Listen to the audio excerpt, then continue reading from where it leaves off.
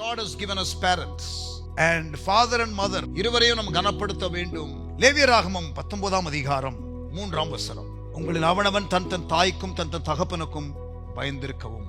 யாத்திராகமம் 20ஆம் அதிகாரம் 12ஆம் வசனம், உன் தேவனாகிய கர்த்தர் உனக்கு கொடுக்கிற தேசத்திலே உன் நாட்கள் நீடித்திருப்பதற்கு உன் தகப்பனையும் உன் தாயையும் கனம் பண்ணுவாயாக. For you to have long life, learn to honor your parents. அம்மா அப்பாவை கனப்படுத்த தெரியாதவர்கள் ஆசீர்வதிக்கப்பட்டவர்கள் அல்ல. Honor your father and your mother so that you may live long.